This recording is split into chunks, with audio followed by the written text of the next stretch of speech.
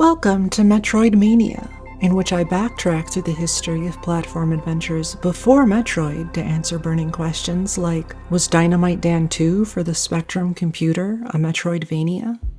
Released in the UK by Mirrorsoft 1 month before Metroid, Dynamite Dan II was a sequel to a platform collect-em-up inspired by Jet Set Willy.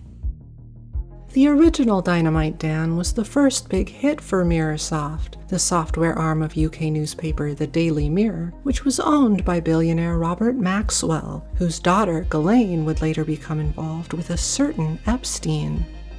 By coincidence, the sequel would involve infiltrating the islands of a villain who is trying to corrupt the world's children, although this evil billionaire was trying to do it via subliminal messages hidden in pop records. Creator Dan Bowkett was a British musician and songwriter with a degree in mathematics who, according to Retro Gamer magazine, had recently decided to leave the music industry and was occupying his time by teaching himself how to code.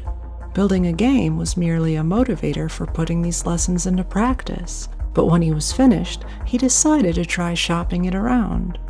After it became a smash hit, Mirrorsoft pushed for a sequel, hoping they could market it by the end of the year, but Bowkett had bigger plans. Originally announced as Dr. Blitzen and the Islands of Arcanum, Dynamite Dan II was twice the size of the original, but split into 8 medium-sized maps instead of one large one. Your objective is to find the vinyl record hidden on each island, and then to find a jukebox to play it on for some reason. Along the way, you'll fill up your inventory with various items, and figuring out what each item does is part of the puzzle. Some of them are obvious, like the dynamite that can be used to blow open doors, but others less so. However, none of the items serve a dual purpose like they do in Metroid, including the dynamite, which has no effect on enemies. And only one island has anything resembling a mobility upgrade, a magical dumbbell that doubles your jump height, but only for 20 seconds. Then it disappears, little more than a consumable power-up.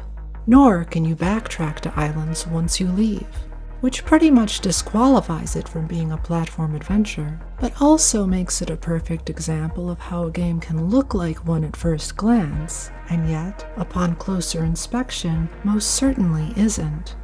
Is Dynamite Dan II a Metroidvania? No, it is simply a platformer, with adventure game elements. On the next episode of MetroidMania, your platform adventure is in another castle.